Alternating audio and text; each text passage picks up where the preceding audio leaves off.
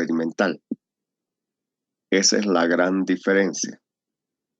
Y en lo experimental, o hacer que Cristo sea vivido, ayer justamente les pasé, logré encontrar esto en digital y me encantó porque esto le pone a Cristo en un sentido más, obviamente no abarca todos los temas, pero sí los temas que abarca. Su lectura es bastante interesante, aunque no es de nuestra tradición, pero la forma como lo realiza llama la atención de que la cristología se puede poner de forma más vivida. Y pues aquí tenemos algunas pautas del contraste, ¿no? Ah, vamos a partir de esta idea. La cristología no solamente pregunta quién es Cristo, sino cómo su persona y obra son comprendidas, apropiadas y vividas por la Iglesia. Esa es la clave. Y a veces con la teología nos hemos limitado solamente quién es Cristo, pero aquí es cómo son comprendidas, la palabra cómo. Y ustedes han notado el qué y el cómo. Y por lo tanto, debemos entender tanto la tradición reformada como la tradición pentecostal han tomado en cuenta los concilios y ninguno niega, como el caso de Nicea, el caso de Calcedonia, pero eso sí, han desarrollado énfasis distintos. Cada uno tiene su comprensión, pero no son excluyentes, sino son complementarios. Por ejemplo, la teología reformada suele enfatizar la dimensión objetiva, jurídica y el pacto de la obra redentora de Cristo. Esta de la jurídica se lo ha tomado muy en cuenta porque esto viene no solo con Lutero, aún con Tertuliano y aún otros con San Agustín y viene cada vez más. A diferencia de la teología pentecostal, enfatiza la dimensión transformadora, experiencial y neumatología de la misma obra redentora. Otra manera de decir, estaríamos hablando, ellos le dan énfasis al aspecto doctrinal como tal. Nosotros le hacemos énfasis a la obra como con el beneficio que nos da tal, tal obra que Cristo hizo en la cruz del Calvario. Entonces, no estamos hablando de perspectivas excluyentes, sino estamos hablando de énfasis teológicos de la misma realidad cristológica, en los que coincidimos tanto reformados y pentecostales. Bueno, espero que esto esté consolidando lo que ustedes ya realizaron en su reseña crítica, ¿no? Lo que coincidimos es con la Trinidad, con la encarnación, con la divinidad de Cristo, la humanidad de Cristo, la expiación sustituta como Cordero, ¿no? Como Cordero de Dios, resurrección corporal, la ascensión, la segunda venida de Cristo, la autoridad de las Escrituras. En todo esto coincidimos. Todos, el fundamento común que se tiene es el concilio de Nicea y el concilio de Calcedonia. El concilio de Nicea tiene una historia interesante. Como en el siglo I y II, las iglesias se proliferaron por todas partes. y sus obispos o sus pastores desarrollaban, pero no había una doctrina en común. Cada quien desarrollaba una doctrina diferente. Cada quien establecía una doctrina distinta. Cada quien enseñaba, unas de forma correctas, otras de otra manera. Era tal punto que estas creencias,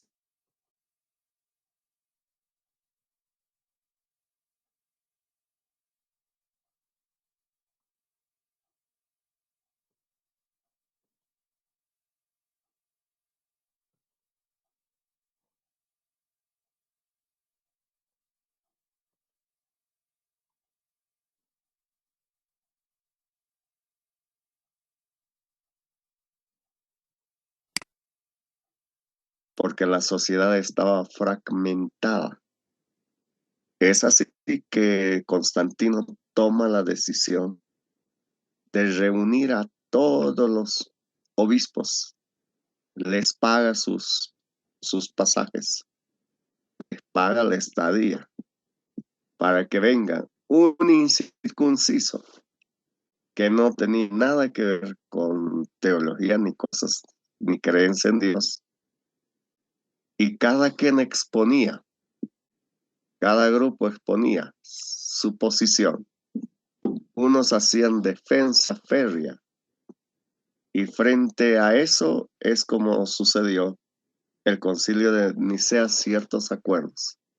Y todos aquellos que no estaban de acuerdo con esto quedaron fuera como herejes, como una enseñanza herética. Y ahí es donde eh, sucedió, como ayer vieron diferentes modelos cristológicos. eh, bueno, el más fuerte de ese tiempo fue el arrianismo, ¿no? Bueno, ahí tenemos algunas diferencias. ¿En qué se diferencia? La pregunta de la reformada es ¿cómo satisface Cristo a la justicia de Dios? La pregunta pentecostal es ¿cómo transforma Cristo al creyente mediante el Espíritu? Desde cualquier punto de vista, estas preguntas no son opuestas, son complementarias. Y por lo tanto, uno hace énfasis en la causa y el otro en en el efecto. Con respecto a Cristo y la salvación, la teología reformada hace énfasis en la justificación, solamente en ese término justificación. Y el término justificación es legal, es jurídico. Y aquí se hace un tribunal. Dios el juez, el creyente el demandado, ah, el, la sentencia. Bueno, que son elementos de un juicio, ¿no? El demandante, ah, y ahí se hace ver a Dios justo, y la culpabilidad como el problema de toda la situación. Y como una solución, Dios declara justo o inocente. Y en este caso declara justo por la obra de Cristo. Y así es como esa declaración legal de justicia que está basada en Romanos 3, que la mayoría de nosotros conocemos, que Jesús nos justificó por su gracia mediante Jesucristo. Y este es un pasaje muy común y así entiende la perspectiva reformada.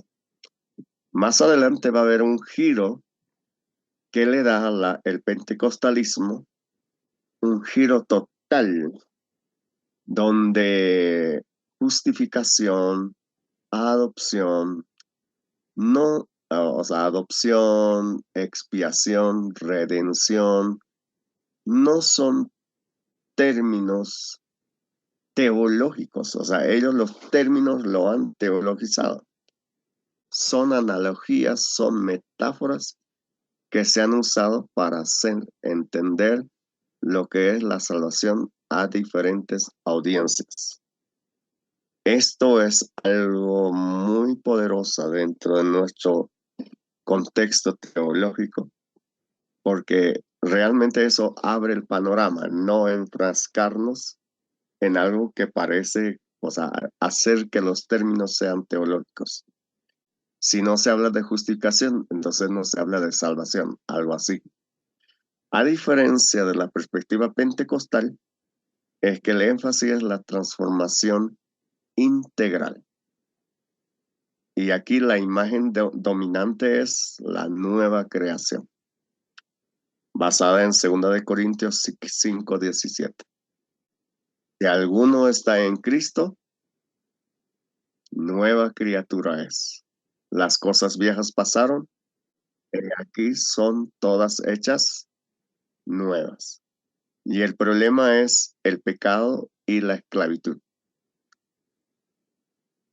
La solución es la restauración por el Espíritu. Esta es la perspectiva pentecostal. Si comparan con la perspectiva reformada, entonces aquí está basado solamente en Romanos y aquí está basada en otros pasajes que hablan de la misma. En Tito 3:5. Tito, el libro de Tito es muy esencial porque habla de la salvación y de la salvación en tres momentos: pasado, presente y futuro. La salvación, de acuerdo a Tito, no es un momento. La salvación en Tito, en realidad, es un proceso. Somos salvos, estamos siendo salvos y seremos salvos. Es decir, la salvación no se traduce en una oración que se recita, no se traduce solo en la conversión. La salvación en realidad tiene un inicio y tiene un final, es cuando somos glorificados. Y eso me llama la atención de Tito, que no lo dice en un solo pasaje, sino en varios, y se nota esos aspectos de pasado, presente y futuro. Y la teología pentecostal trata de ser fiel a la palabra de Dios. Y no solamente Tito, enseguida vamos a ver otros pasajes que en versículos muy claros que establece esos tres elementos. Ahora bien, ¿qué dice Grudem? Grudem en la teología reformada. Para Grudem, el centro teológico es la obra expiatoria. Y estamos de acuerdo. El énfasis es la justificación, otra vez parte de la justificación, la propiciación, la redención y la adopción. Ahora ahí quiero un poco,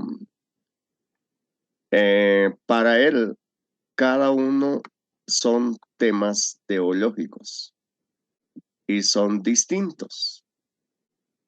Para la teología pentecostal, esta es la salvación y estos son equivalentes, o sea, justificación, redención, adopción, porque todos están hablando de la misma salvación.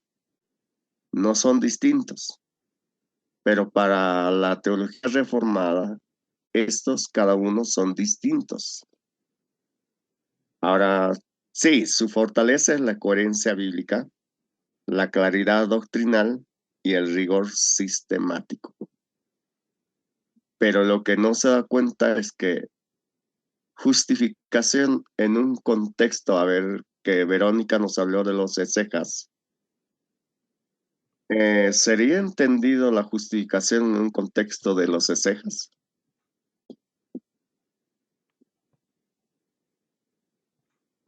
eh, no, no tienen como el concepto dentro de la cultura, profe. Para nada. Y sería muy difícil ir con este término, Dios quiere justificarte. Capaz otro, puede ser adopción o puede ser capaz redención, Sí, tampoco porque es contexto. adopción sí, adopción está dentro de la cultura y ese concepto se tuvo que cambiar porque la adopción no es igualdad a hijo y a derecho. Y en eso tuvimos que enseñar, porque sí adoptan, sí crían hijos que no son de ellos, Ah, como normal, pero de una manera sin igualdad de derechos. Y oh, ahí es donde tuvimos que enseñar. un momento, por favor.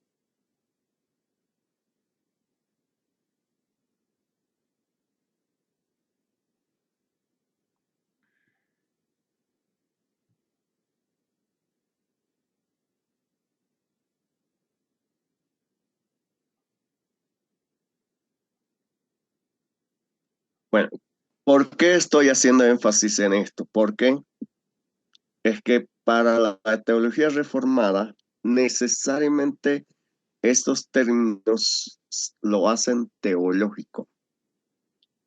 Para nosotros, los pentecostales serían análogas, por no decir metáforas, porque cada uno responde a un contexto y cada contexto entiende mejor cuándo se aplica. Por ejemplo, la justificación se aplica a Roma, hacía mucho énfasis en el énfasis legal, entonces a la audiencia romana, y esto era mejor. Y Romanos habla a esa audiencia.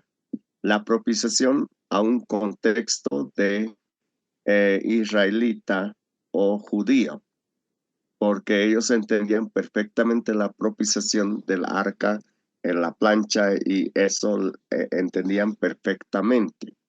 La redención, en esa época había bastantes esclavos y los esclavos para ser libres tenían que pagar un rescate. Y Pablo les dice que Cristo ya pagó ese rescate. La audiencia de los esclavos entienden perfectamente esto. Por eso en el mismo libro de Romanos usa tantas palabras solo para referirse a un tema, la salvación. La salvación es el centro. No es que la justificación sea parte de la salvación y hasta otra parte, sino todas, cada una de ellas entienden la integralidad de lo que significa. Ahí viene el término, significa la salvación. La adopción tiene que ver con el tema de familia, porque en ese tiempo adoptaban como si fuera su propio hijo, eh, eh, cuando no lo eran sus propios hijos, pero lo adoptaban como si fuera lo suyo. Entonces a una familia, y era común en aquel entonces, como nos está hablando, por eso le preguntaba a Verónica cuál de estos términos se asemeja mejor, lo que nos hace entender que hay diversidad de culturas y que Dios habla a todas las culturas de acuerdo a un elemento. Eso, ahí viene el otro para hacer teología. Cuando hay en una cultura necesita, a eso se llama en términos misionológicos puente redentor. Hay que crear un puente redentor para que esa gente entienda. Y aquí vuelvo otra vez con la película El Hijo de la Paz, del misionero, ay, que olvidé, Larry Christensen, no, no es Larry. Sí, creo que es él, pero la cultura, él necesitaba conectar con algo que entienda la cultura, lo que Jesús hizo. Entonces, para ellos eso es central. Para nosotros es la periferia. Lo central es la salvación, porque todos hablan de salvación. Y si ustedes lo miran de esa forma, la comprensión será mejor. ¿Se capta la idea? ¿Me dejo entender? Bueno, ¿cuáles son las observaciones que tenemos a Grudem con respecto a esto?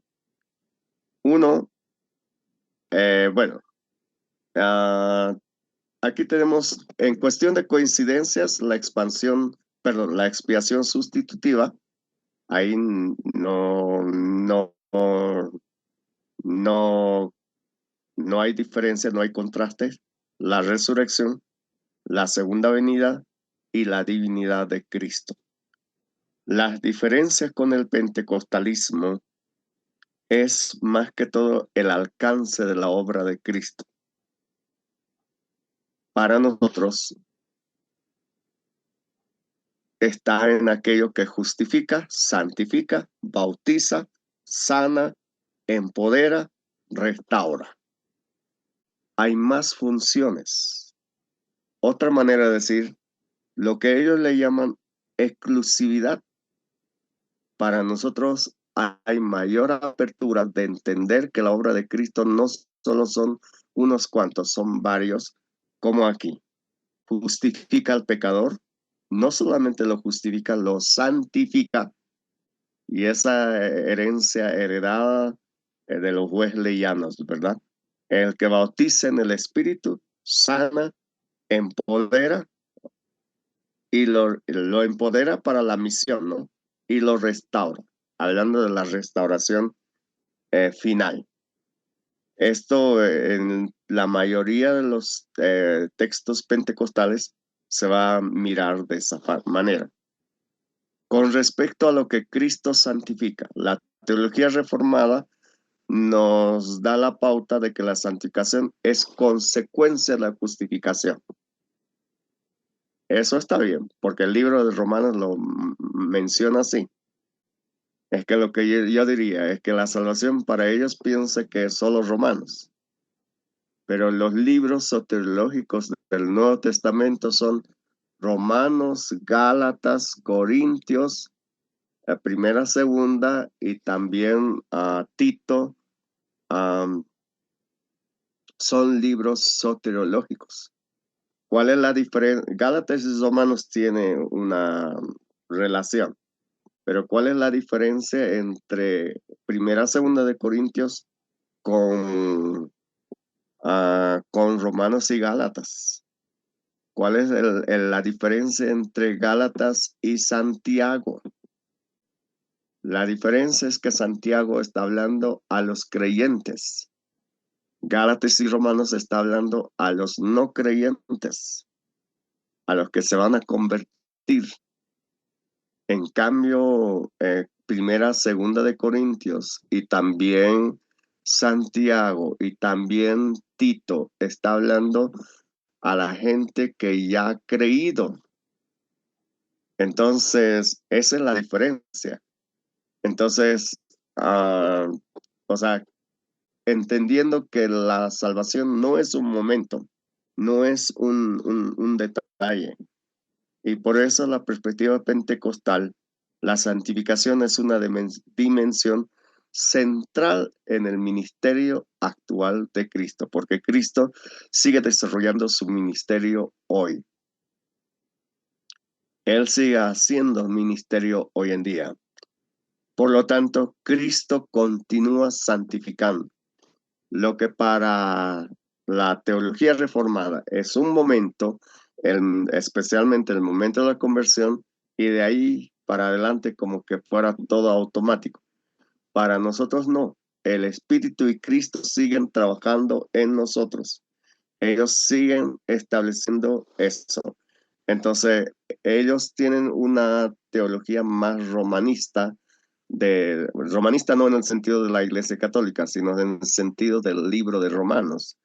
En cambio, tratamos nosotros de entender lo que habla en Efesios, en Tesalonicenses, en Hebreos, porque está inmerso todo este tema y la obra de Cristo sigue trabajando. Y además, por esa razón entendemos que la santificación no es una obra del ser humano, es de Cristo. Con la misma fe que nos salvó, con la misma fe es donde somos santos. Él nos ayuda en este sentido. Con respecto al Espíritu Santo, la perspectiva reformada, el Espíritu aplica a la obra terminada de Cristo. Cristo fue crucificado, todo ahí terminó. En cambio, la perspectiva pentecostal, Cristo continúa obrando mediante el Espíritu hoy en día. No ha terminado. ¿Por qué? Porque según la perspectiva de Lucas Hechos, Cristo evidentemente ascendió a los cielos, pero él mismo dijo, es necesario que yo me vaya. Yo voy a mandar un consolador. Y derramó su espíritu y mandó al consolador. Y él continúa su misión a través de su espíritu en nosotros. Es decir, es activa. En cambio aquí terminó y ahí fue. Parece más utilitario y aquí cobra importancia. Si ustedes están notando, tenemos varias, en cuestión de comprensión, es muy limitada la teología reformada y la teología pentecostal abre más espacio. Con respecto a Cristo bautizador, la teología reformada indica que el bautismo del Espíritu ocurre en la conversión. Cuando uno se convierte ya es bautizado. La teología pentecostal entiende que existe una experiencia posterior de la conversión, el empoderamiento, que no es lo mismo que cuando en la conversión, evidentemente la obra del Espíritu Santo lo hace antes y durante la conversión y después de la conversión. Pero la reformada solamente indica, es como el disparador y nada más. Y ahí entendemos que Cristo sigue bautizando. No, no se quedó ahí. Él sigue trabajando. Entonces ese es los enfoques que diferencian. Con respecto a Cristo sanador, la perspectiva reformada clásica indica que la sanidad pertenece principalmente a la providencia divina. Uno es sano por la providencia divina. Dios decide sanar o no sanar. En la perspectiva pentecostal, la sanidad forma parte de la obra redentora presente. No es algo no es un accesorio más, es parte, porque Jesús sanaba y hoy en día sigue sanando. Y eso se puede ver en Santiago, cuando dice, si alguno está enfermo, llame a los ancianos, oren con él, ungiendo con aceite. Ahora, ese ungiendo con aceite hay una connotación. Evidentemente hay una mala interpretación de los pentecostales, porque cuando dice aceite, debemos entender que hay diferentes tipos de aceite.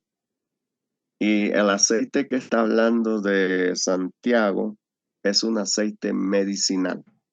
No está hablando de un aceite de la unción, porque en aquel tiempo habían aceites para la muerte, aceites o sea, para embalsamiento de la muerte, aceites de la unción y aceite medicinal, como hoy en día usamos el alcoholcito nosotros como medicina, y así tenían. Y hay un ejemplo claro um, el, cuando el samaritano fue golpeado por los ladrones, el buen samaritano agarra vino y aceite para curarlo.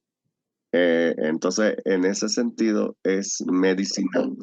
Si este aceite es medicinal, la comprensión cabal de este pasaje llegaría a ser lo siguiente.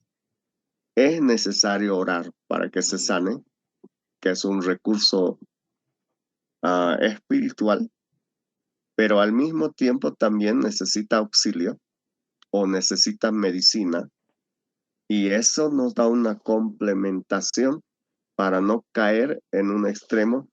No tienes que llevar al hospital, tienes que orar a Dios y Dios va a sanar.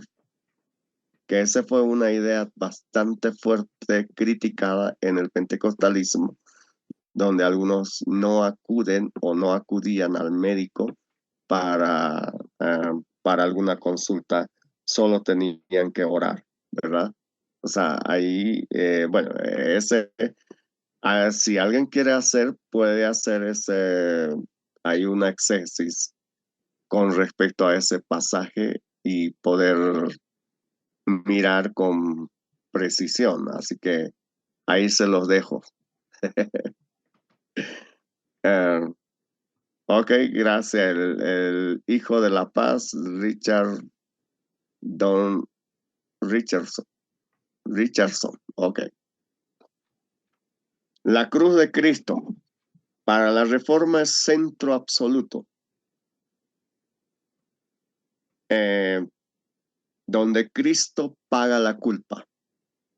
Ahí el otro énfasis que hacen de la reforma es satisfacer la justicia de Dios.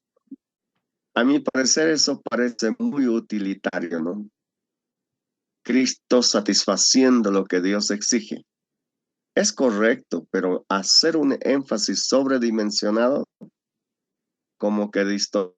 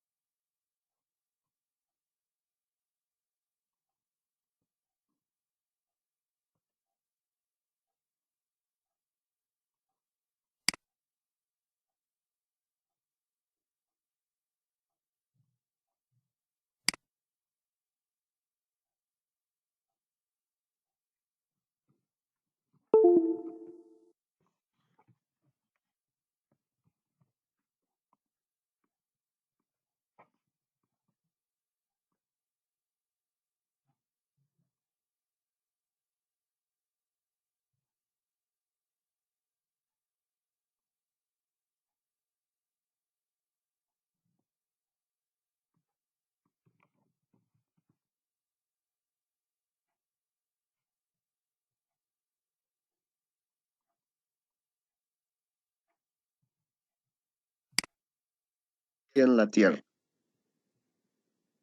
Hasta ahí vamos bien.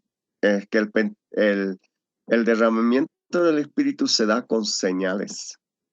Y luego dice, fuego y ardor habrá en la tierra, y ya está hablando de la tribulación. Joel no entiende esta separación, pero sí,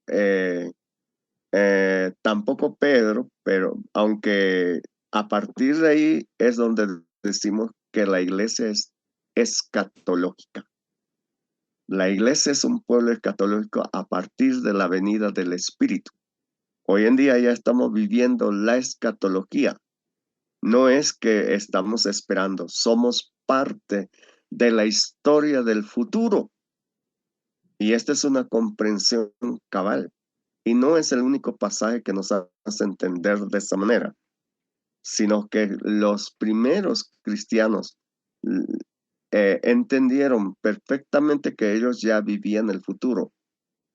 Y nosotros también estamos en esa misma. Entonces, por esa razón, los milagros, sanidades, liberación y todo eso son señales del reino. Hola.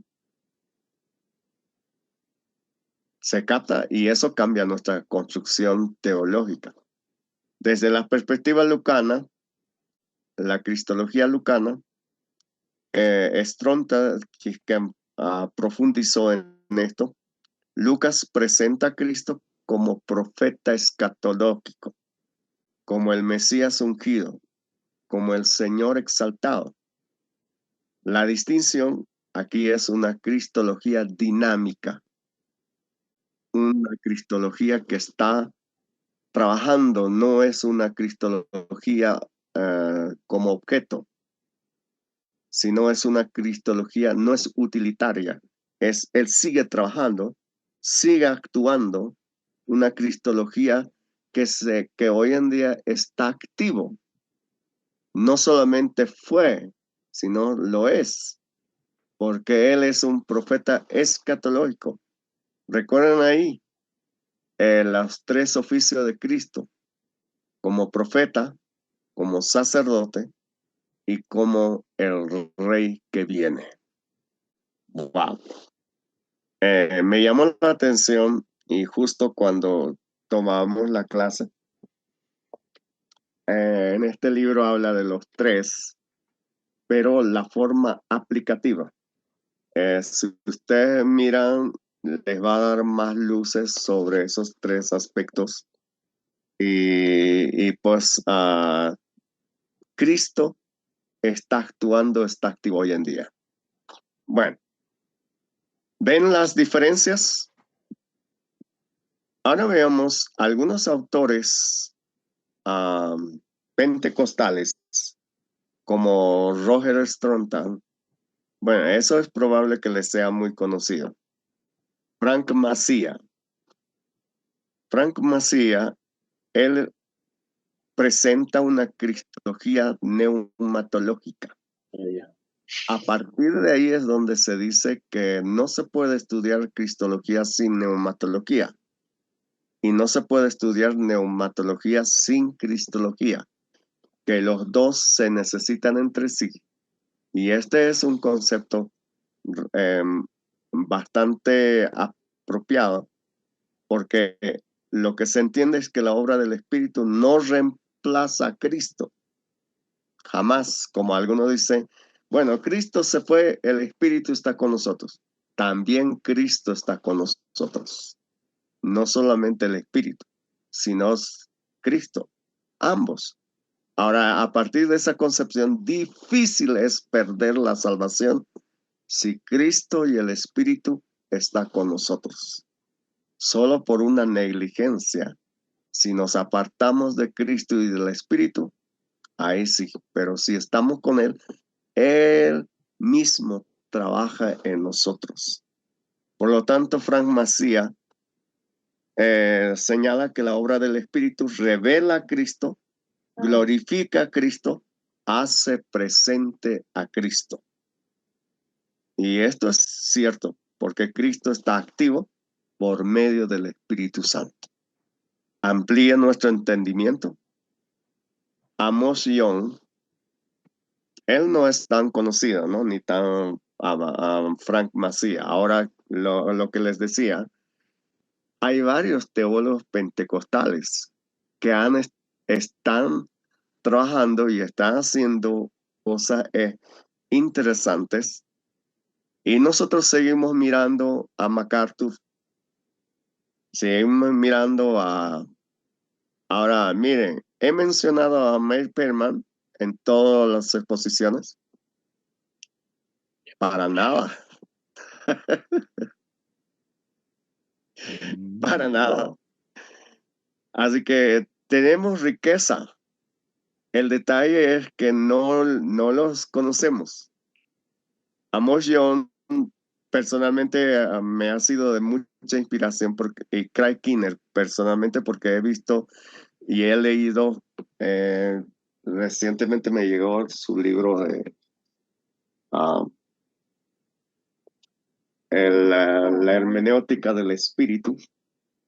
Eh, Muy interesante lo que presenta, especialmente en la parte interpretativa.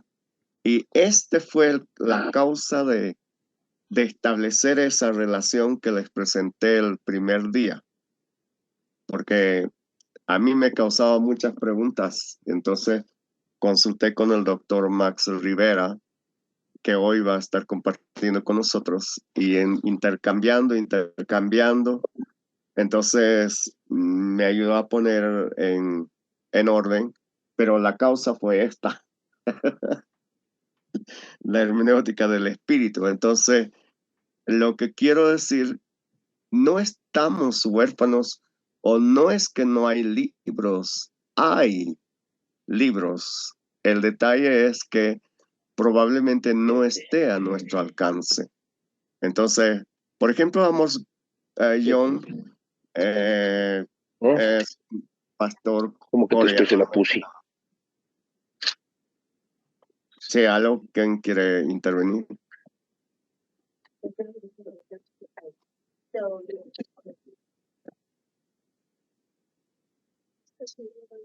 Bueno, Oscar Daniel dice que MacArthur en algunos sectores es idolatrado por pentecostales, especialmente aquí en La Paz.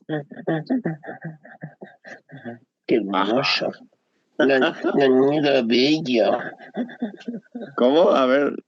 Ay, no quieres que te hagas, ¿eh? No, el No me micrófono del pateas. hermano Grover está activado, que lo apague. Vamos a silenciar. Ok, ya está. Bueno, Amos Young habla de una cristología global, cósmica. Bueno, cada uno va trabajando, por ejemplo, Amos Young es un oriental, creo que es coreano, si no me equivoco, coreano-americano. Entonces, él habla de los contextos multiculturales, más una cristología, cómo actúa Cristo en el mundo actual, en ese sentido. Pero el énfasis no cambia. Misión, espíritu, testimonio global. El aspecto ecológico, el aspecto, o sea, que no solamente es la salvación de la persona, sino la redención de la tierra más, o sea, del mundo entero. Cósmicamente será restaurado por medio de Cristo. Entonces, él va en ese énfasis. Y usted va a notar su énfasis, va en ese detalle. Bueno, lamentablemente de Amos Yong no hay ni un libro en castellano, todo en inglés. Creo que yo tengo uno o dos apartados traducidos por el señor Don Google. Esa es la ventaja, que ahora se puede traducir y también se puede acceder a las líneas digitales. Y lo que ayer pretendí con toda esa búsqueda, porque en las búsquedas te los puede agarrar y te los puede arrastrar y tú puedes tener acceso aunque no tengas el libro en físico. Entonces, esa es la ventaja que trato de que podamos ir trabajando, y se puede. Y él tiene muchas posturas, no solo en este tema, en diferentes temas. Con respecto a la iglesia, al catolicismo y el pentecostalismo, coincidimos con respecto a la declaración de Nicea, de Calcedonia, respecto a la encarnación, a la Trinidad. No tenemos problema con eso. La diferencia que tenemos con la Iglesia Católica es con la autoridad doctrinal, con la mariología, porque la autoridad doctrinal para ellos es la Iglesia, para nosotros la Biblia. La mariología, la sacramentalidad, porque ellos lo limitan a la sacramentalidad, y la mediación eclesial, que por medio, solamente por la Iglesia Católica pueden ser salvos. Para nosotros no es la Iglesia, es Cristo. Entonces esas son las divergencias y las coincidencias. Con los ortodoxos orientales, recuerden que la Iglesia Católica se dividió en dos, ¿no? La Iglesia Ortodoxa, la parte oriental, coincidimos con la cristología patrística. Ellos sí se quedaron con esa. En cierta manera, en conservación de doctrina, en esa parte, la Iglesia Ortodoxa fue de alguna manera beneficiada y también conservativa. Participación en la vida divina, transformación espiritual. Esta participación en la vida divina y la transformación espiritual son aquellos que coincidimos. Lo que diferimos es en la experiencia carismática contemporánea y en la autoridad doctrinal. Porque ahí ellos son el patriarca es el que tiene la autoridad. En el lado occidental es el papa, pero en el lado oriental es el patriarca. Y aquí, y con la experiencia carismática, porque ellos no enfatizan tal situación. Así que, en ese sentido. Bueno, ¿qué más? El luteranismo con el pentecostalismo. Coincidimos en la centralidad de Cristo, en la justificación y en la gracia. Diferimos con la experiencia carismática, diferimos con la continuidad de los dones y con la sanidad divina. En esos aspectos hay diferencia. Con el wesleyanismo, coincidimos que Cristo salva, santifica, la gracia preveniente y la transformación. Pero diferimos con el bautismo en el Espíritu Santo. Ellos le llaman segunda gracia o segunda bendición. Nosotros le llamamos bautismo en el Espíritu Santo. Esa es la diferencia con el wesleyanismo, aunque tenemos herencia teológica de ahí. Con el dispensacionalismo. Con el dispensacionalismo coincidimos en el premilenialismo, con la segunda venida de Cristo y la esperanza futura. La diferencia es que tenemos es con el dispensacionalismo clásico. No coincidimos. Hay tres tipos de dispensacionalismo. Y el día de mañana nos vamos a mirar las diferencias de esas. Porque en la clásica va a las fechas. Nosotros no estamos, o sea, lo divide en 7 dispensaciones.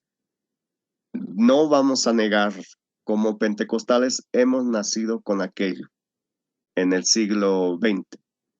Bueno, 19 y 20, porque desde ahí se desarrolla.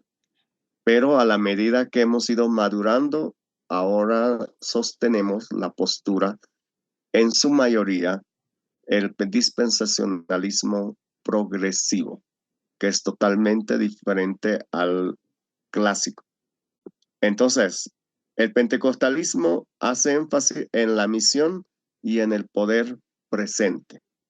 A diferencia del dispensacionalismo, es esperar que Cristo venga como una forma de escape. De ahí dicen el escapismo. En cambio, nosotros, el énfasis es la misión y poder. ¿Y saben por qué? Hay varios pasajes ya que a mí me llamó la atención. Toda vez que los discípulos le preguntaban a Jesús, Señor, ¿cuándo será esto? Y cuando les hablaba del futuro, y Jesús siempre les respondía, a ustedes no les es necesario saber las sazones del tiempo. Más bien vayan y prediquen, y siempre está conectado con la misión. En dos oportunidades, uno en Mateo cuando le preguntan, y otro creo que es cuando ascendió a los cielos o algo de cuándo será esto, o cuando Jesús les declara eso, y ahí Jesús les vuelve a repetir, pero siempre termina con la misión. Y ese énfasis no es nada descabellada, porque Jesús mismo hizo con sus discípulos de tal situación. Con respecto a la teología de la liberación, la coincidencia que tendríamos no en su doctrina, sino en el interés por los marginados, por los pobres, la justicia, el compromiso social. Pero la diferencia que tenemos con ellos, no estamos de acuerdo con la liberación como una prioridad sociopolítica. Y a mí me llama la atención este grupo que está sucediendo en Bolivia, Me llamó la atención mismo Evo Morales usando la Biblia y con esta, prácticamente está encarnado que hay que tener esa liberación, pero desde el punto de vista sociopolítica.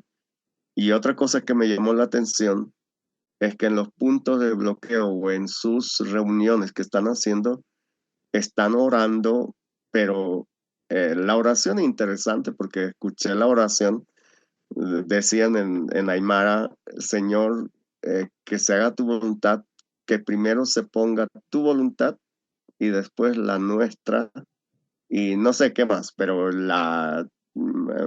bien, pero en los hechos, al momento de decidir, no hacen lo que Dios quiere.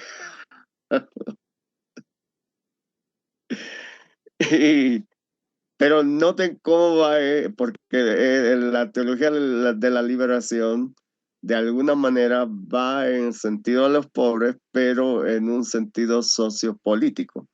En cambio, el pentecostalismo está hablando de una transformación espiritual y social, como un impacto, como una consecuencia, no como prioridad, como en este caso. Entonces, esa diferencia es necesario entender desde el punto de vista de divergencias tanto con la teología de la liberación y el pentecostalismo. Ahora, con la teología liberal, o alemán o como quieran llamarse, la teología liberal presenta a Cristo como un maestro moral.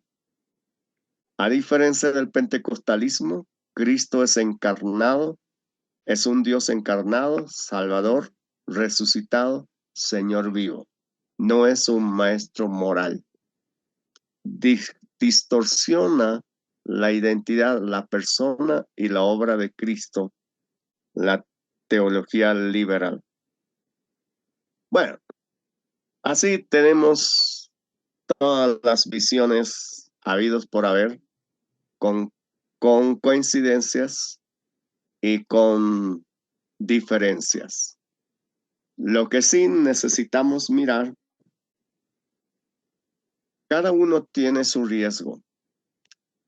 El reformado, el riesgo es que pueden reducir la salvación solamente a categorías jurídicas. Yo le noto una cristología muy limitada, muy encerrada. En el riesgo pentecostal es reducir la teología solamente a la experiencia. Ese tampoco. Sí o sí debemos tener teología y hay que hacer teología cristológica muy consistente, fundamentada, pero también experimentable. Por lo tanto, hay que integrar verdad doctrinal, experiencia espiritual y misión. Ese es el desafío. No perder de vista la verdad doctrinal, pero no desconectar de la experiencia y no desconectar de la misión, porque el propósito central de todo es la misión y Cristo eso es lo que hizo. Porque noten ahí, ¿por qué creen que Jesús, y ahí les doy otro detalle, ¿por qué creen que Jesús les llevó, a quiénes les llevó al monte de la transfiguración? A ver, ¿a quién le llevó? Pedro, a Juan y Pedro, Jacobo. Juan y Jacobo.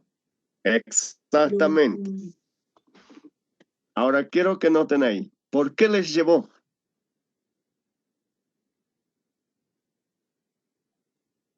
Porque ellos ¿Por iban qué a no? ser los pilares de la iglesia de alguna manera.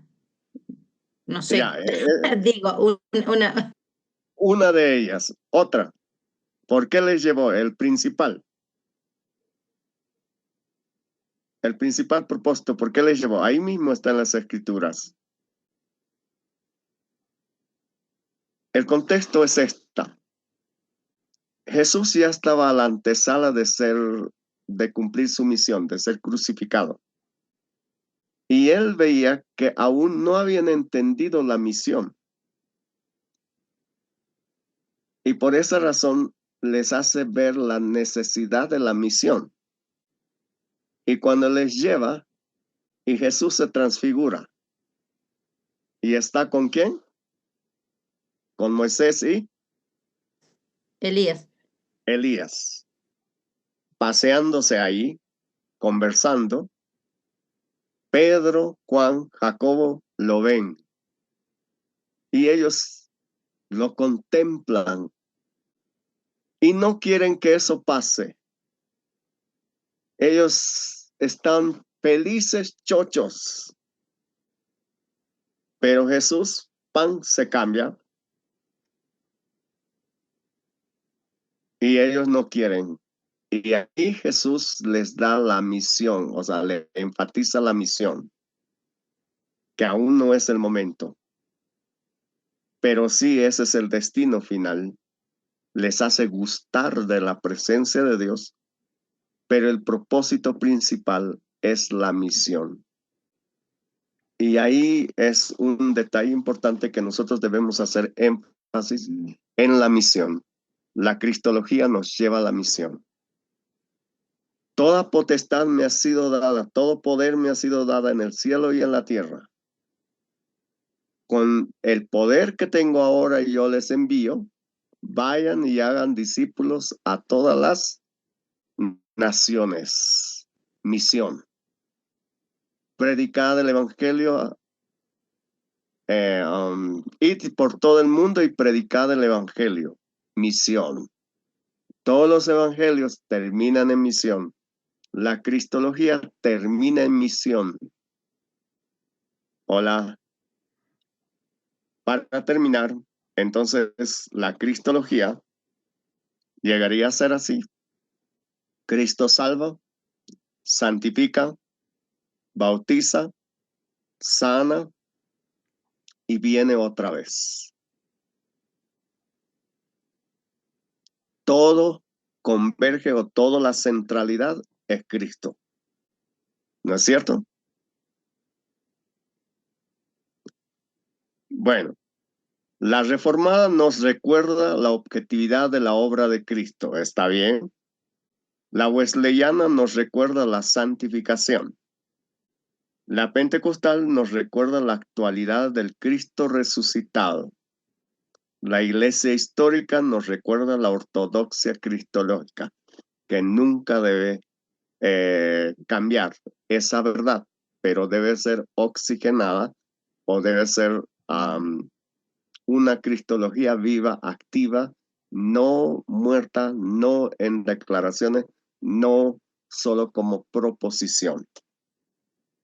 Por lo tanto, concluimos que la diferencia entre la cristología reformada y pentecostal no radica en la identidad de Cristo, sino en el énfasis sobre la aplicación de su obra. Eso hay que tener muy en cuenta. La tradición reformada destaca la suficiencia objetiva de la cruz y la justificación. En cambio, la tradición pentecostal enfatiza la experiencia continua de Cristo por medio del Espíritu. Ambas perspectivas son más fuertes cuando se dialogan entre sí.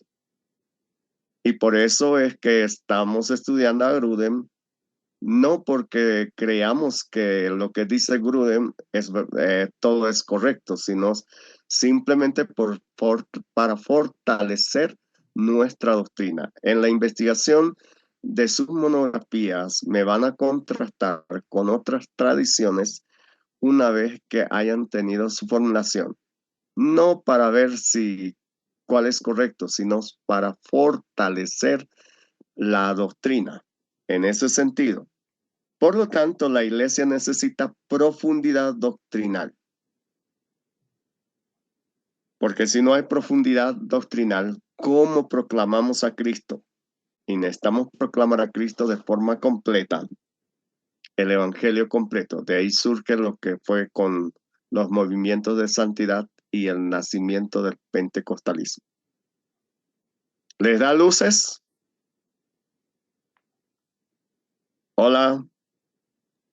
Buenísimo, pastor. Sí, sí. Amén. Amén.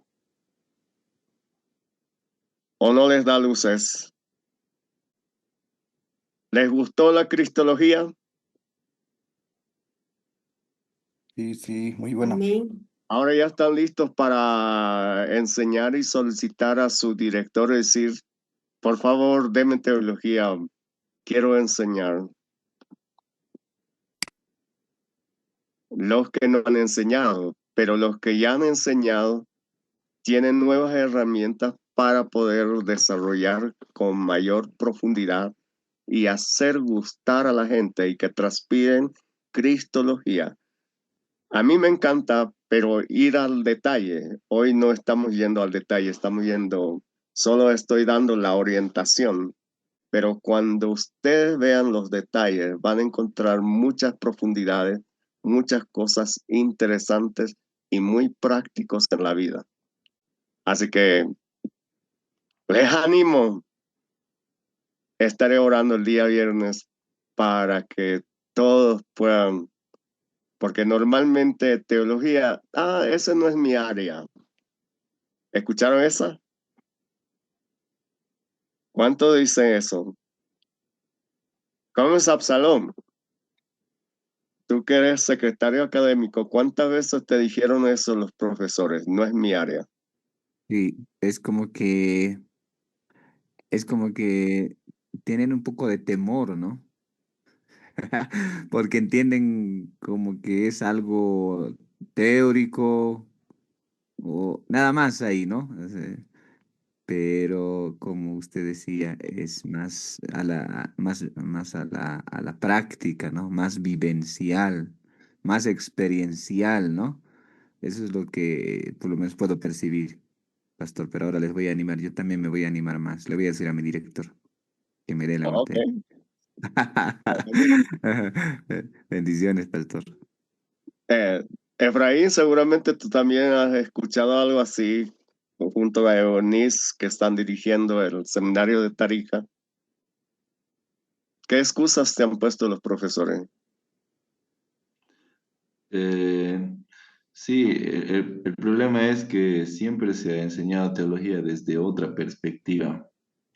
Eh, Creo que desde una perspectiva muy teórica, como usted decía, muy hueca y como que no llega a satisfacer las necesidades, ¿no?, que la gente tiene hoy. Entonces, generalmente se le asignaba las teologías a gente más grande, a gente que ya tiene más años, más recorrido, y bueno, ellos eran o son los que menos se renuevan en cuanto a todo esto. Cuando le escuchaba a usted, la verdad, voy a tener que hacer igual me hubiese encantado tenerles a todos los profes de teología, a todos los pastores, por lo menos en esta materia, para abrirles la cabeza, para que les amplíe la visión.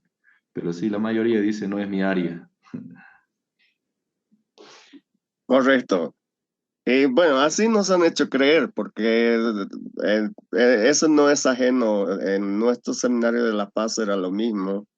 Quien lo dictaba esta materia era el pastor William Aliaga. Y él lo dictó por años. Y cuando él murió o falleció, se fue a la presencia del Señor, quedó hueca esa área. Y ahí como que como exclusividad solo ciertas personas. Y tienes razón, Efraín, aquellos que tienen talla mayor, pero lamentablemente aquellos que tienen talla mayor no se han renovado, o por lo menos también lo han recibido de esa forma, pero quiero que noten que hay muchas cosas muy prácticas. Absalón. Sí, profesor, pienso que esta es una de nuestras debilidades a nivel institucional, pastor, ¿no? Es una de nuestras debilidades, creo yo, invisible o tal vez no se quiera aceptar, ¿no? Hoy por hoy nuestra denominación tal vez está mirando otras situaciones, ¿no? Más denominacional en sentido de organización, otras situaciones, ¿no? Pero me doy cuenta que, así como decía el pastor Efraín, esta es una necesidad, ¿no? Lo mismo, ¿no? Nosotros, por ejemplo, en el Seminario 1, el Alto, que cumplimos esta semana 71 años, y hemos visto una necesidad de poder unificar los planes de curso, por ejemplo, ¿no? Y por áreas está organizado el pensum de los seminarios y el área teológica, por ejemplo, ¿no? Pero me doy cuenta que es una necesidad, no, no solo en seminarios, sino en los pastores de las iglesias locales, ¿no? Aquí tenemos en el Alto casi Bien dicho. más de 300 pastores, ¿no?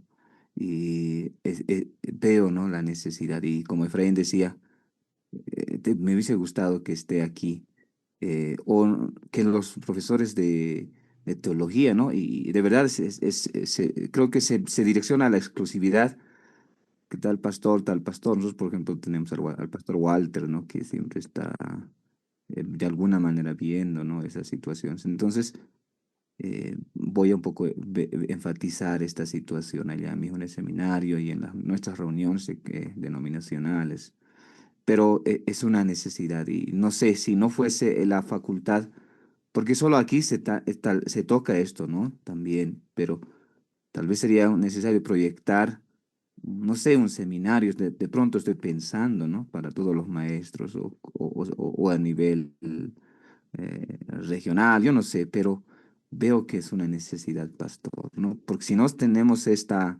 enseñanza, cada uno vamos a direccionar de distintas formas y de distintas maneras, ¿no?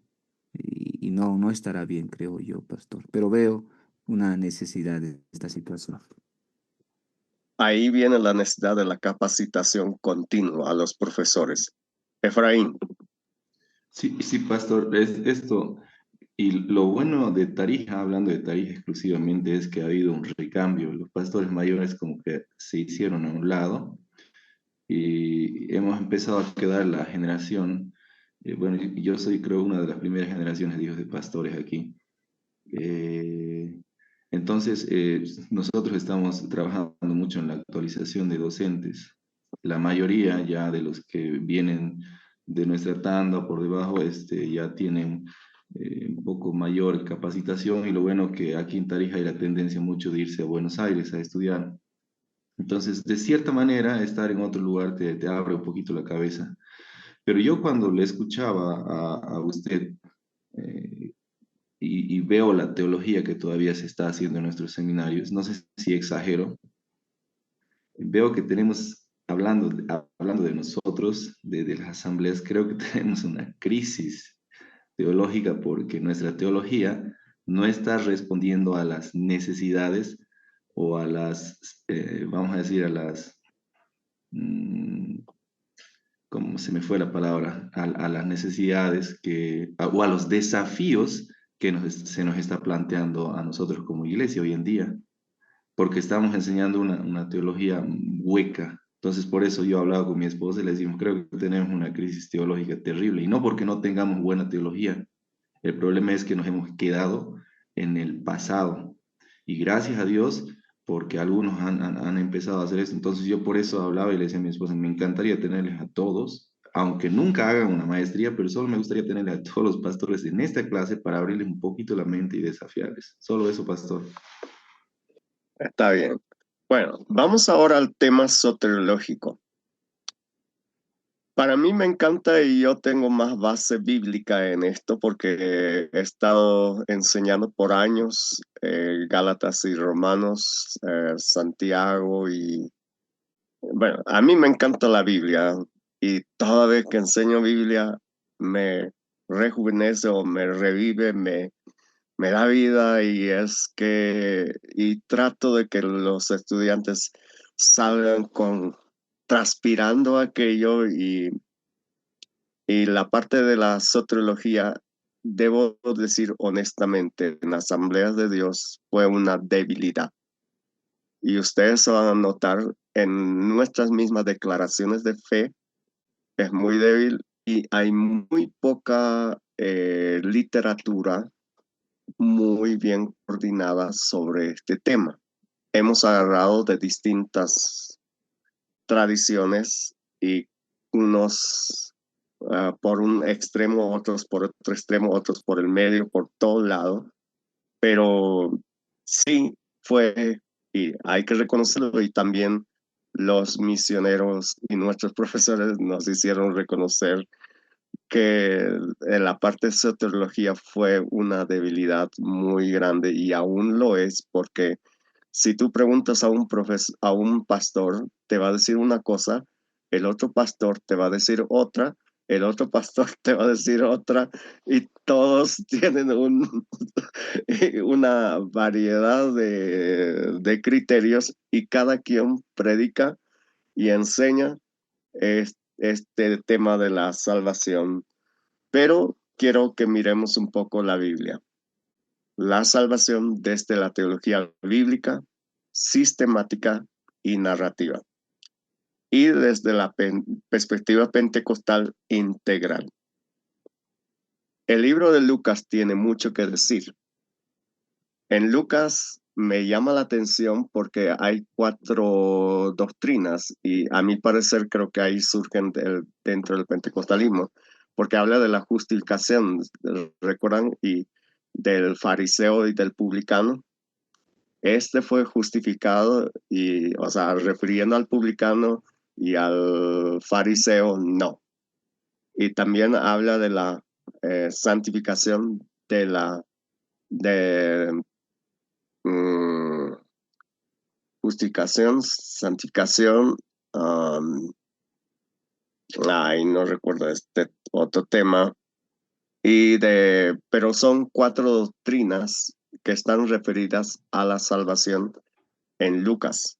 Y una de ellas, el texto central de Lucas es, a ver, leamos todos juntos, 2, 3. ¿Por qué? No escucho. 2, 3. Porque el Hijo del Hombre vino a buscar, a salvar lo que se había perdido. Ok. Aquí hay otro elemento que quiero darles. Toda vez que hablen de teología y cuando hay que leer versículos o hay que hacer algo como esas, dejen que la gente lo lea. ¿Por qué? Es la palabra de Dios hablando a su corazón. Es la palabra de Dios tocando su corazón. Bueno, ahí tenemos los términos etimológicos, tanto en hebreo y en griego. En hebreo, yasa, en griego, sotería, que significan, casi tienen equivalencia, ¿no? Yasa significa salvar, liberar, rescatar, dar victoria. Y sotería, salvación, liberación, restauración, preservación. A mí me llama la atención la ¿cómo se diría? Diferentes significados que se da a un solo término. De ahí es que no podemos reducir la salvación a un término como la teología reformada a justificación, sino aquí hay un abanico de terminologías. Más adelante les mostraré lo que Gordon Fee plantea. Por lo tanto, la soteriología estudia el plan eterno de la salvación, la obra redentora de Cristo, la aplicación de la salvación por el Espíritu Santo, la restauración del ser humano, la consumación escatológica de toda la creación, no solo del ser humano. Aquí hay una redención general. Bueno, ¿cuáles son los pasajes que debemos entender y debemos partir de aquí? Que la salvación siempre estuvo en el propósito eterno de Dios. La salvación no crea con la caída de Adán, no surge con la caída de Adán. La salvación surge de la eternidad de Dios. ¿Entienden eso? Miren lo que no hay un solo pasaje. Aquí tengo 4. Efesios 1:4, 2, 3. Nos escogió en el Antes del mundo. Ok, repitamos otra vez. 2, 3. No se no se escogió escogió en él Él antes de la antes fundación del mundo. No dice después, antes de la fundación del mundo. Segunda de Timoteo 1:9, 2, 3. La gracia nos fue dada en Cristo Jesús antes de los tiempos de los siglos. Antes, otra vez. Y 1 Pedro 18 al 20 nos muestra que Cristo fue conocido como Cordero sin mancha antes de la fundación del mundo. Y aquí me encanta de Cordero, porque a mi parecer creo que esta idea de Cordero, porque aquí el Cordero de Dios, otra persona que menciona es Pedro, y ese Cordero sin mancha fue antes de la fundación del mundo. Ahí tienen, bueno, son varios pasajes, por eso no lo coloqué, pero la esencia de 18 al 20 da la idea de que el sacrificio de Cristo ya era antes que Adán pecara. Y algunos dicen, entonces Dios ya sabía que va a pecar. No, la redención no tiene que ver solamente con o sea, la salvación no tiene que ver solamente con restaurar al caído. La salvación no es para que librarte del infierno. La salvación no es para escapar del infierno o del juicio de Dios. La salvación es que Dios quiere estar contigo. Y para eso Él planeó esta obra expiatoria. ¿Cómo iba a ser aplicado? No lo sabemos en su inicio, porque Satanás arruinó ese plan original, pero no la arruinó todas, sino que lo adelantó prácticamente ese plan. Fue un soplón, pero Dios lo tenía hecho. Hola. Y miren lo que dice Apocalipsis 13:8. 2, 3. el Cordero Inmolado del mundo. Desde la fundación del mundo. Ahora, ¿notan la diferencia de Pedro y Apocalipsis? Pedro y Juan, en todo caso, mencionan al Cordero inmolado, al Cordero sin mancha, antes de la fundación del mundo. Cristo estaba destinado para salvar a la humanidad, porque salvar no quiere decir solamente salvar del pecado o del juicio. Aquí salvar no se limita a ese acto, se limita aún más allá. ¿Notan esa comprensión? Hola. Es amplio. Bueno, entonces la salvación comienza en la eternidad de Dios. No es con la caída de Adán. No es por culpa de Adán y Eva. Por otro lado, la salvación participan Padre, Hijo, Espíritu Santo. Esto es clave. El Padre planea la redención. En esto que planea la redención, ahí es donde agarran los de la reforma, que ya Dios nos predestinó. Evidentemente Dios nos eligió, pero en su plan. Y nos eligió antes de la fundación del mundo. Increíble. Cuando ni siquiera habíamos nacido. El Hijo realiza la redención. El Espíritu Santo aplica la redención. Los tres trabajan. Leamos, por favor, para tener una solidez. Alguien lea, por favor, Efesios 1, 3 al 6, otro 1, 7 y el otro 1, 13 al 14. Por lo tanto, la salvación es una obra trinitaria, no solamente es trinitaria. Adelante, ¿alguien tiene Efesios 1 al 3 al 6?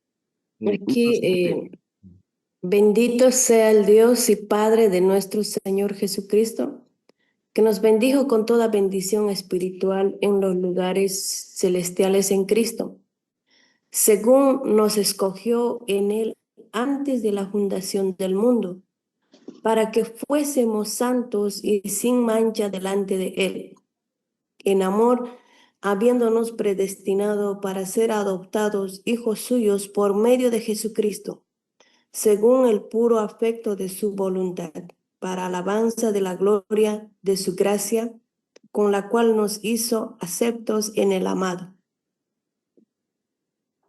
Esto tiene que ver con el propósito eterno de Dios, con el plan. No tiene que ver con la efectuación de la redención o con la ejecución de la redención. Ahí se equivocan los de la teología reformada o los calvinistas que dicen que ya somos predestinados. Y ahí está clarísimo, no hay tanta discusión de estar si la predestinación, que no sé qué, y eso no es problema, porque aquí se entiende claramente que la salvación siempre fue en la eternidad de Dios. ¿Se aclara? O sea, no hay discusión. ¿Para qué discutir con si somos predestinados o no? Y necesariamente la Biblia lo dice clara. Y la segunda que hablan es el tema de Romanos. Solo tienen 2 pasajes, pero no todo lo demás. Absalón. Profe, perdón. Pastor, la doctrina de soteriología es un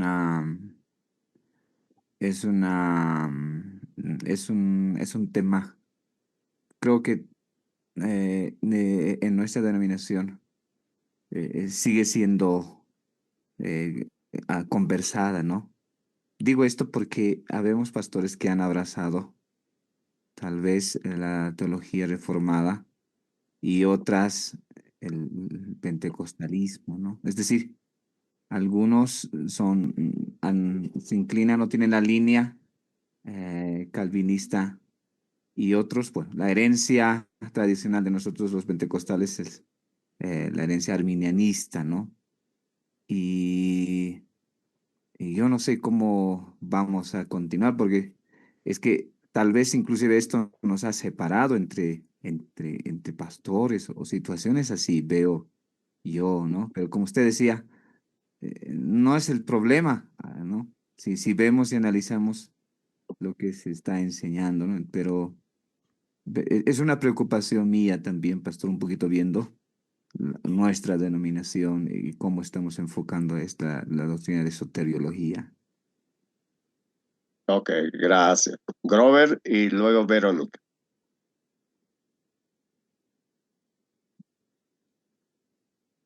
Buenos días, Paz. Bendiciones. Bueno, ¿Me escucha? sí, te escuchamos. Sí, Paz. Bueno, el tema de la soteriología dentro de nuestra denominación ha sido complicado desde que he empezado a andar yo en mis primeros pasos. He ido preguntando a todo el mundo le preguntaba sobre el tema de primero si la salvación la perdemos, qué es lo que tenemos que hacer. Y todos me decían, ¿qué te dice tu pastor? ¿Qué te dice tu pastor? No había una posición clara. Pero sí, después tuve que leer lo que usted dijo y no, pues no hay otra, no hay una predestinación más que solo en Él, ¿no? Él es el predestinado y nosotros en Él somos predestinados y coherederos. Si no estamos en Él, pues no somos predestinados, ¿no? El que fue predestinado desde antes de la creación de este mundo fue Cristo, ¿no? Fue Jesús, ¿no? Y pues sin Él no hay nada, ¿no? Con Él todo. Eso pasa. Ok, Verónica y Hernán.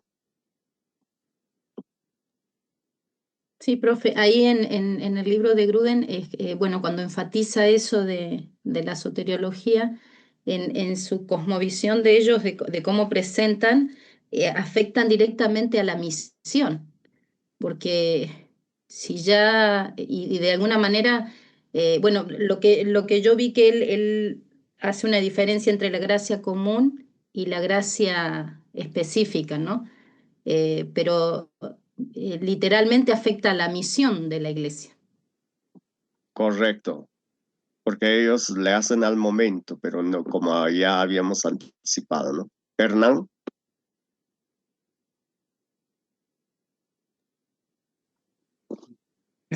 Buenos días, profesores. Lo que cuando se habla de soteriología, yo lo veo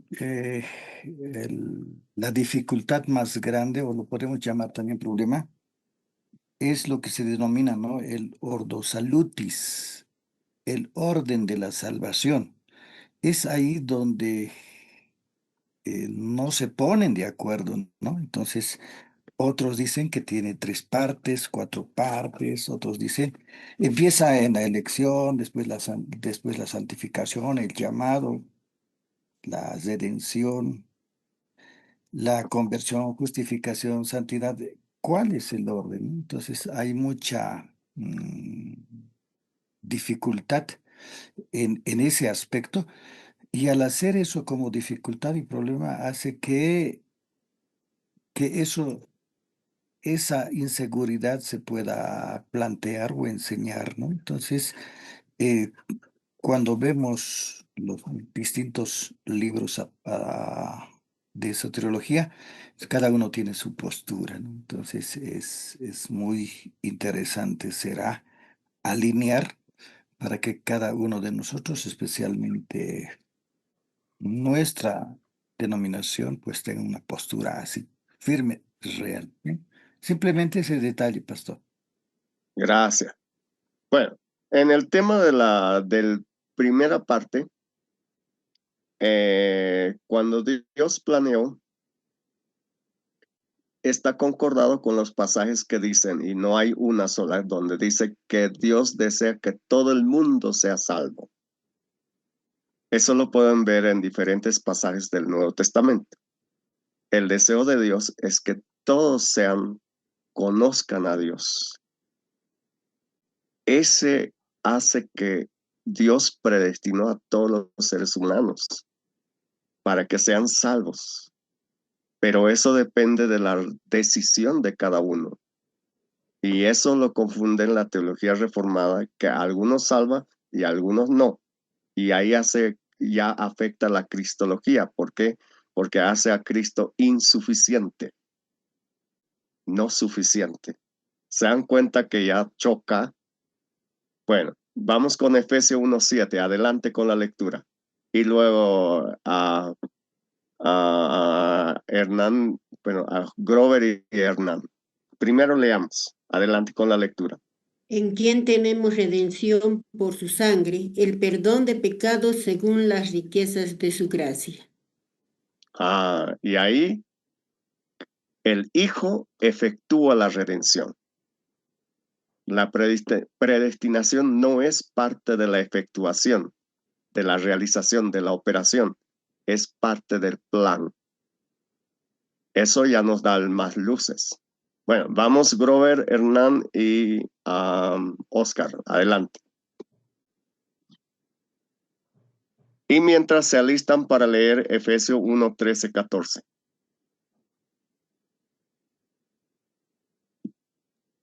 No, Paz, ya me respondí, no se preocupe. Ok. Hernán y Oscar.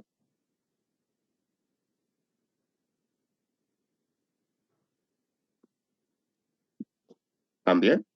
Bueno, lean entonces Efesios 1:13-14. Efesios 1, 13, 14. En él también vosotros, También. habiendo oído la palabra de verdad, el evangelio de vuestra salvación, y habiendo creído en él, fuisteis sellados con el Espíritu Santo de la promesa, que es las arras de nuestra herencia, hasta la redención de la posesión adquirida para alabanza de su gloria. Hay una corrección a los reformadores. La seguridad de la salvación no está en la predestinación. La seguridad de la salvación está en las arras del Espíritu. Hay varios términos que usa Pablo. Arras, sello, hay uno más, no recuerdo. como 3 o 4 términos usa, pero aquí lo menciona arras, o el sello del Espíritu también usa en otro pasaje. Esa es la seguridad de la salvación. Otra manera de decir de forma práctica, si el Espíritu está en mi vida, entonces no trastabillaré, no fracasaré, porque el Espíritu no me dejará. Él estará conmigo, porque Él es mi abogado, mi paracleto, mi testigo.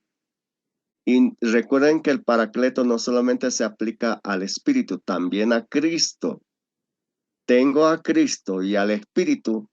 Si yo los tengo a los dos, jamás fracasaré en mi salvación. Pero si yo me aparto de Cristo y del Espíritu, puedo caer de la gracia. Y por lo tanto, la seguridad de la salvación no tiene que ver con la predestinación, tiene que ver con las arras del Espíritu, con el sello del Espíritu. Ya estamos sellados. Hola. La Amén. comprensión de las Escrituras nos amplía. Por Amén. eso la salvación es una obra del Padre, del Hijo, del Espíritu, no solo de Cristo. Y ese es el error que muchas veces se da. Oscar. Sí, pastor, estoy de acuerdo con todo lo que menciona. Y bueno, lo que respecto a los comentarios anteriores, ¿no? De los pastores, creo que, bueno, es más que todo desconocimiento de nuestra doctrina, ¿no? Y también mucha influencia, que, como mencionaba hace unos días, de lo que es la teología reformada, ¿no? Y de este movimiento neocalvinista, podemos decir, ¿no? Que ha pegado mucho dentro de nuestras iglesias, ¿no? Y ha habido como que un vacío, un desconocimiento incluso de pastores, ¿no? Por eso pastores, muchos pastores que sin conocimiento de su propia teología han abrazado otras tendencias, ¿no? Y esto es de la postura reformada, ¿no? Y por eso se hacen problemas, creo, no sé. Creo que es desconocimiento, ¿no? Mucho desconocimiento en esa parte, ¿no? Incluso el Ordo Salutis, que es, creo que es algo ya que, bueno, está clarificado, ¿no? Y en los comentarios dicen que un concilio de teólogos. Eh, sí, podría ser, ¿no? Pero yo más que todo considero que necesitamos conocer la teología, conocer, porque hay incluso ya declaraciones en la página oficial de las asambleas, una respuesta pentecostal a la teología reformada, ¿no? Entonces, creo que es necesario conocer, informarnos y saber mejor nuestras doctrinas para poder hacer frente a estas tendencias reformadas, ¿no? Más que todo del nuevo calvinismo, que ha afectado mucho. Ha tenido como un pico de influencia, ¿no? Pero poco a poco ya está, en los mismos Estados Unidos ya esto ya está de bajada, ¿no? O sea, ha sido como un pico que ha ido subiendo y ahora está de bajada esta tendencia, pero aquí en Bolivia es como que muchos esto es como la novedad, ¿no? Incluso un pastor me hablaba hace algunos años, me decía, ¿conoces las doctrinas de la gracia? Me decía, ¿no? Y yo, ¿cuál doctrina? Yo, ¿cuál doctrinas de la gracia? ¿No? Y luego me puse a investigar, a ver, y descubrí que solamente era teología reformada, ¿no? Y yo, ¿de qué me está hablando, no? ¿Qué doctrina, qué no me han enseñado, no? Pero eso me motivó, ¿no? Para averiguar, para aprender y para ver de que no es una nueva doctrina, ¿no? Sino es que ya había existido esto de las doctrinas de la gracia, de la teología reformada, de los 5 puntos del calvinismo, etcétera, etcétera. Y mucho también creo que nos falta el tema de la historia de la iglesia, pastor, porque tal vez se pasa de manera superficial, ¿no? Lo que es la historia eclesiástica y no profundizamos, ¿no? En lo que es esto, de dónde viene, de dónde han surgido estas doctrinas y con lo que hemos avanzado, aunque algo breve, ¿no? Pero nos ha ayudado bastante, pastor. Solamente eso, pastor. Bueno, seguiremos hablando. Vamos al desayuno.